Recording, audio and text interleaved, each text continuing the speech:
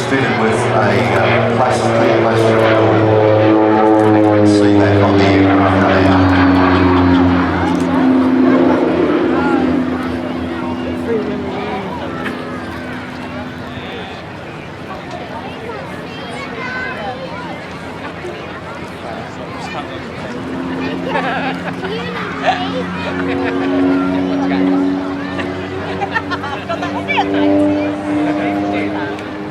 You have a look at the cockpit area when Tony brings the aircraft in.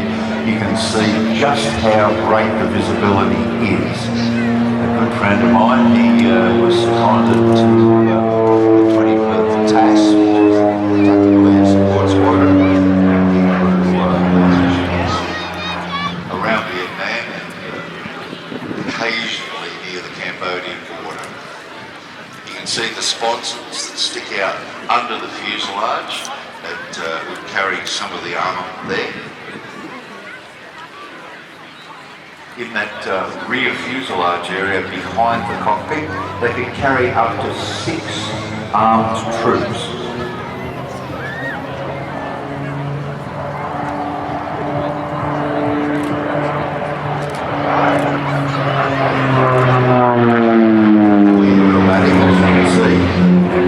Right on cue.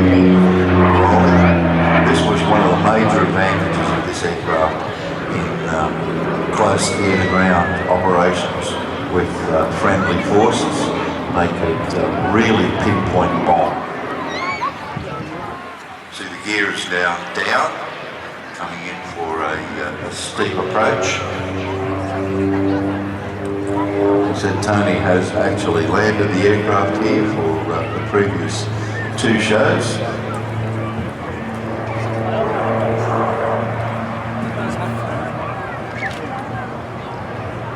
This is designed to be very, very rugged to operate on unprepared strips. It's also fitted with North American Aviation protection suits.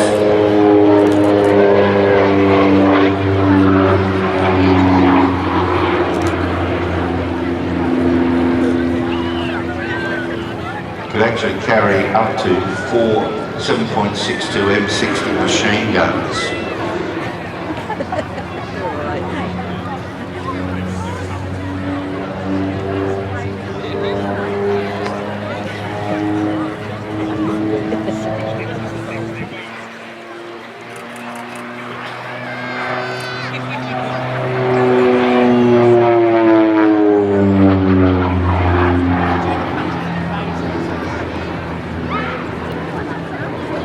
Carry an incredible number of roles, including forward air support, helicopter escort, armed reconnaissance, light air transport, artillery spotting, tactical air support, low-level photography, and also smoke plane for troops on the ground. Now you can see that is a steep approach there. That is a typical approach to be using for a ground firing pass, using those 4 machine guns.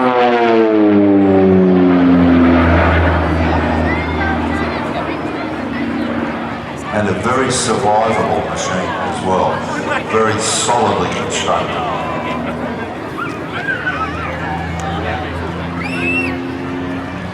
US Marine Corps was actually the first operator using the OV-10A and later on the OV-10B for night ops from 1969 and continued to operate all the way through to Operation Desert Storm in 1995. Entered the US Air Force Infantry in July 1968 under what they called Operation Combat Bronco, which was an evaluation of the type to see how suitable it would be for that operation. There's another strafing pass, generally a very steep angle.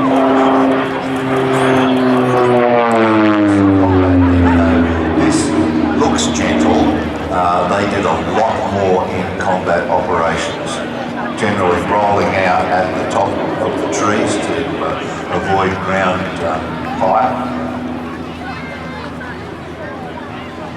Powered by 2 Garrett turboprops of about 700 shaft horsepower.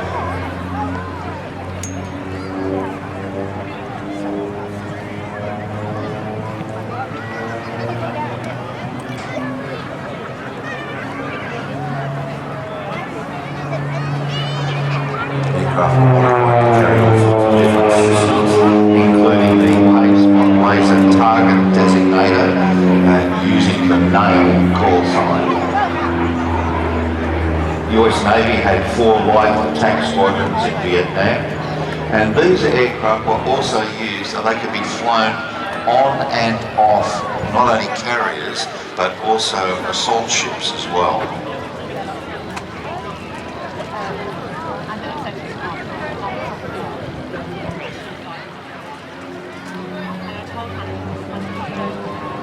The 360 aircraft that were eventually built. Losses in Vietnam were 64 US Air Force aircraft, 10 US Marine Corps and 7 US Navy machines. Look at that beautiful handling. And a very exuberant wave there from Tony.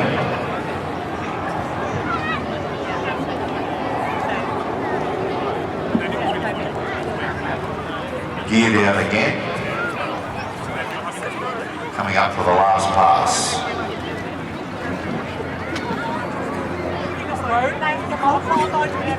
So that very high visibility daylight paint on the wingtips. This is your opportunity, ladies and gentlemen, to get your cameras out and wave to Tony as he comes down the crowd line for his final pass.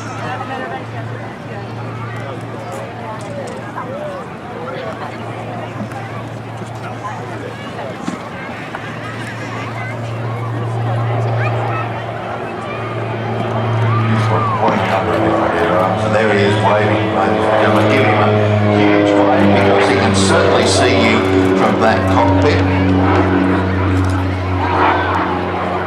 And look at the acceleration.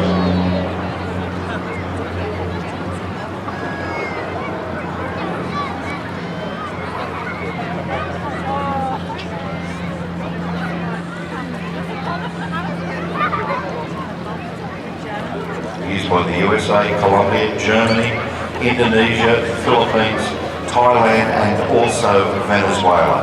A lot of the